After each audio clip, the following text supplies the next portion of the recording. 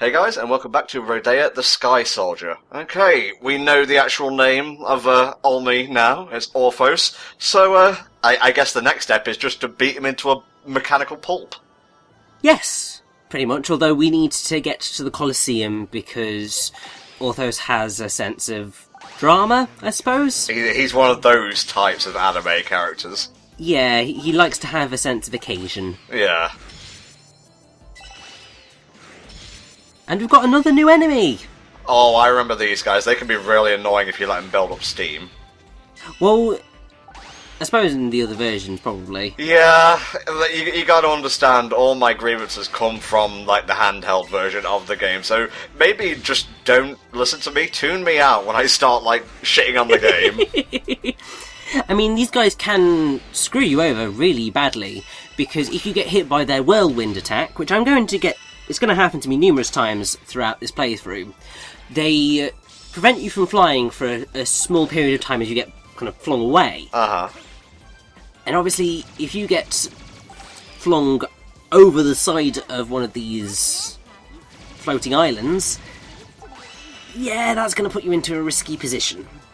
These, like, pole things here, they're, like, kind of useful in this one. It gives you a little bit of time to, you know, stop, chill, you know, aim your gun more easily. They're kind of essential in the 3DS version of the game.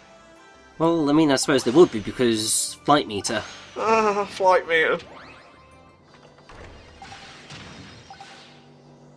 Kind of disappointed there's no, like, special stage music, like, really Sonic-esque special stage music. I mean, that would have been quite cool. Yeah, like da-na-na-na-na-na-na-na-na-na. But then I suppose maybe they didn't have the budget for it, so... Just hire the person who does...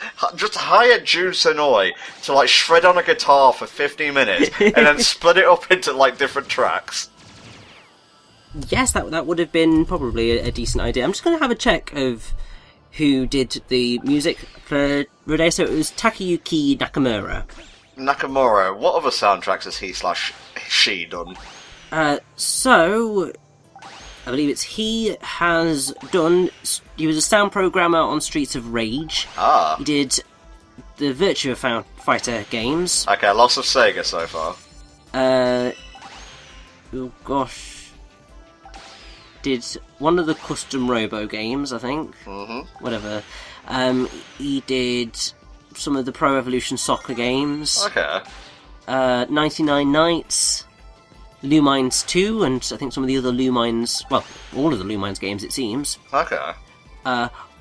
Disney Stitch Jam.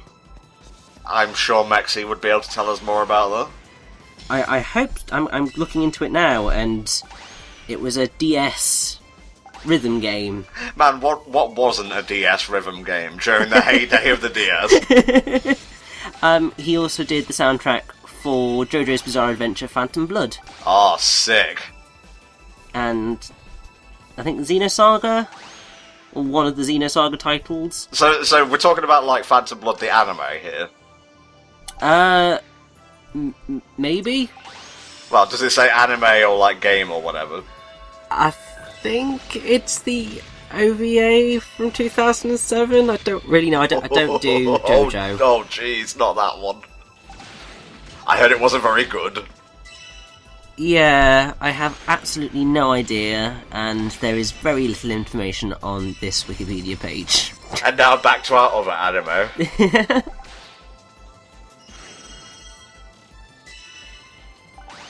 But yeah, I think Takayuki Nakamura has done a really good job with the soundtrack for this game. It just matches, like, the whole, you know, free-spirited kind of feel, but it also has a little bit of, like, electro-techno bounce to it when you're fighting the robots. Which is quite fitting, considering you're fighting against robots. Yes, thank you, Richard. English major, everyone. Sometimes a curtain is just blue. Well, yes. And I would agree with that, considering I am a writer myself. You know about that artistic fallacy, right? Yeah. Like the whole thing where it's just like, oh, describe what the painter or the whatever was feeling when he painted this, like, blue curtain and whatnot. Oh, it reminds me of my childhood, just like the ending of Ratatouille. No, it's just a particular shade of blue and that's it. This is the only thing in defence of that, I would say, is that sometimes writers and artists do use certain things like that to evoke certain feelings, so like blue for depression or sadness. That is a standard thing, but that is something we do naturally. You don't always consciously think, oh, I'm going to make this blue because I feel sad about it. I just wanted to rag on the teaching process, if I'm honest. It's fair enough, although I think a lot of teachers do a very difficult job, even if not all of them do a phenomenal job at it. I'm not calling teachers bad people. I love teachers. Oh gosh, I've painted myself into a corner now. Jesus Christ. It's fine, I will rescue you by teaching people about a little bit of cultural resonance that Rodea has. Oh, go for it. It's the only bit of culture that Rodea is explicit about, and that is Garuda and Naga, which are the two worlds that we're dealing with. So Garuda in the sky, and Naga is the land down below. I fucking hate this section, I'm just going to put that out there. It's alright, but force field. These are the bane of my existence, as I've said. Oh. I can't stand them. So, the Garuda and the Naga are reasonably decent parts of Hinduism. So, I mean, probably the simplest way of going through it is that the Naga, which are like snake creatures, have a grievance against the Garuda, which are sort of eagle humanoid creatures. Mm-hmm. And it's all to do with a part of the Mahabharata where the Garuda and the Nagas began life as cousins. The sage Kashyapa had two wives, Kadru and Vinata, the former of whom desired many offspring, and the latter of whom desired few, but powerful offspring. Each got their wish. Kadru laid 1,000 eggs, which hatched into the snakes, and Vinata laid 2, which hatched into the charioteer of Surya, the sun god, and Garuda. Through a foolish bet, Vinata became enslaved to her sister, and as a result, Vinata's son Garuda was required to do the bidding of the snakes. Okay. Though compliant, he chafed and built up a grudge that he would never relinquish. When he asked the snakes what he would do what he had to do in order to release his mother from her bondage, they told him he would have to bring them Amrita, the elixir of immortality. He would have stole the elixir from the gods and brought it to the serpents in fulfillment of their requirement, but through a ruse prevented them from partaking of it and achieving immortality, and from that point onward he regarded them as enemies and as food. Ah, wow.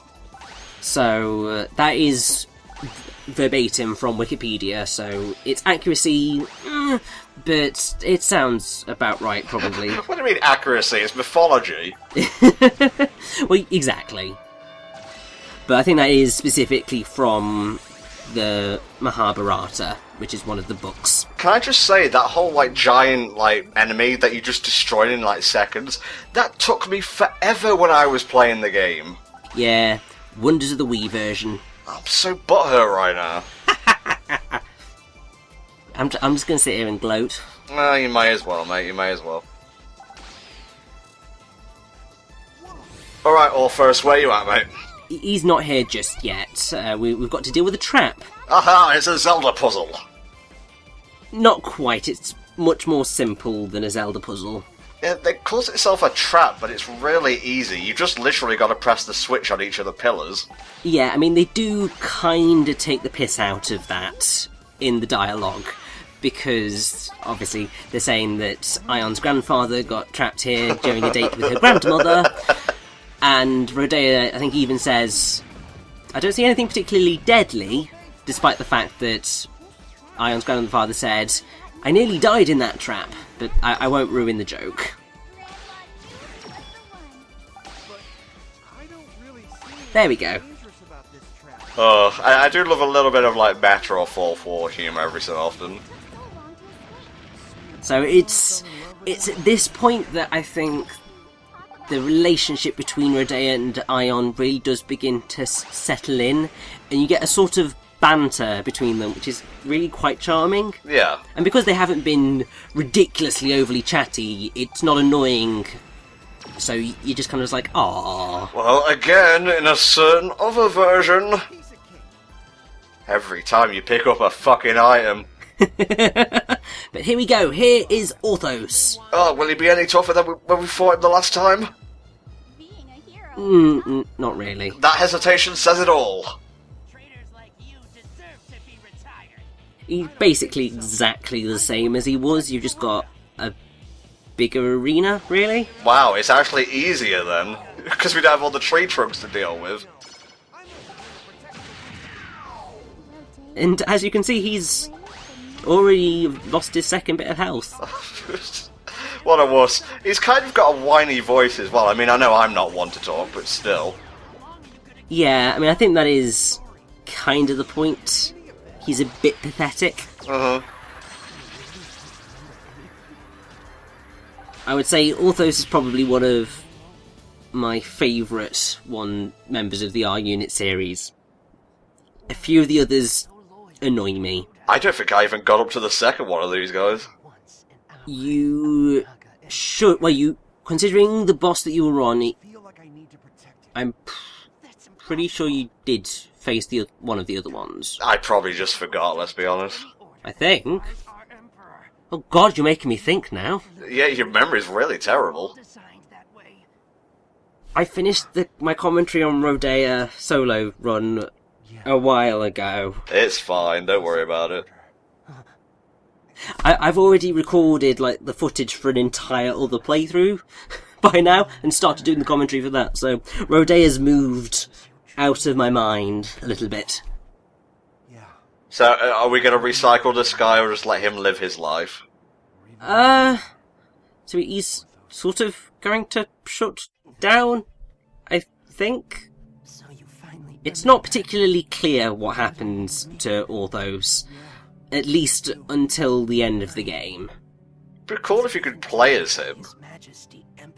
It's funny you mention that. Uh-huh.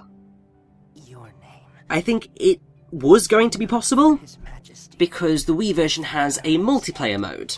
Huh.